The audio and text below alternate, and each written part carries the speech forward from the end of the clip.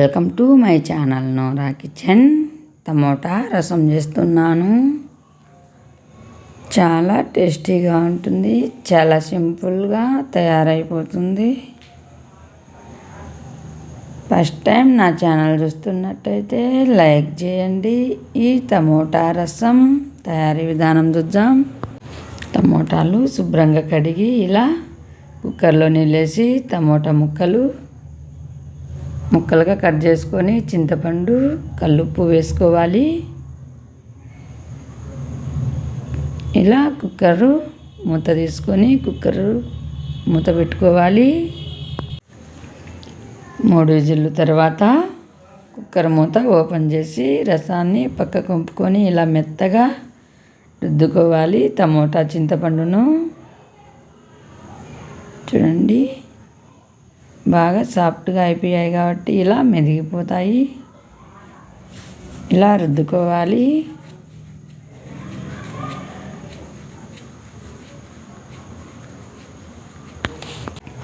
నేనైతే ఇంట్లోనే తయారు చేసిన రసం పొడి వేస్తున్నాను.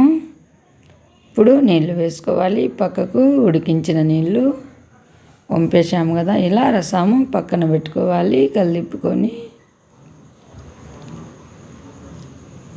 చూడండి, ఇంట్లోనే రసం పొడి తయారు చేస్తాను.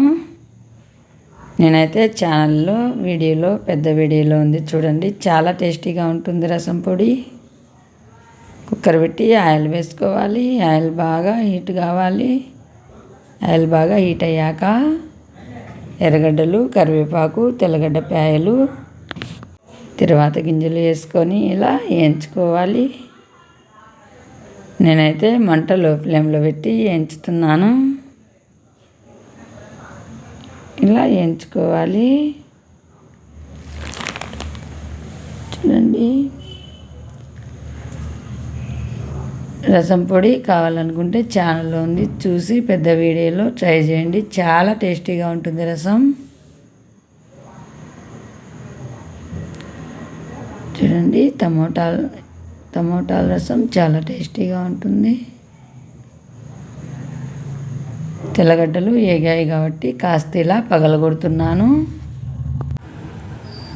ఇలా టమోటాలు ఉడికించుకుంటేనే చాలా టేస్టీగా ఉంటుంది రసం. ఎప్పుడైనా మంట లో ఫ్లేమ్లో పెట్టి వేయించుతున్నాను. ఇలా బాగా వేగినాక రసం పొడి వేసుకోవాలి. ఇంట్లోనే తయారు చేశాను నేనైతే.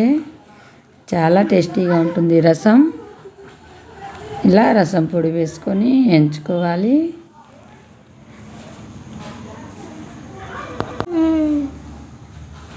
ఇలా వేగాలి. 1/2 టీ స్పూన్ మిరప్పొడి వేసుకోవాలి. ఇలా పచ్చి వాసన పోయేట్టుగా వేయించుకోవాలి. ఇలా వేగిన తర్వాత రసం వేసుకోవాలి.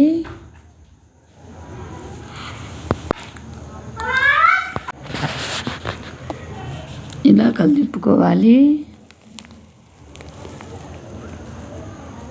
కాస్త ఉడకాలి. ఇలా ఉడికించుకోవాలి. ఒక పొంగు వచ్చేలా ఉడికితే సరిపోతుంది. ఏ రసమైనా చేదొస్తుంది ఎక్కువ ఉడికితే. రసం అయితే చాలా టేస్టీగా ఉంటుంది. ఫస్ట్ టైం నా ఛానల్ చూస్తున్నట్టయితే సబ్స్క్రైబ్ చేయండి. మరిన్ని వీడియోల కోసం లైక్ చేయండి, షేర్ చేయండి. ఇండియా, దుబాయ్ వీడియోలు వచ్చాయి చూడండి. రసం అయితే సింపుల్గా తయారైపోయింది. ఖచ్చితంగా మీరు కూడా ఇలా ఒకసారి ట్రై చేయండి. చాలా టేస్టీగా ఉంటుంది టమోటా రసం. చూడండి, వేడిగా పొగలొస్తుంది. Thank you for watching video.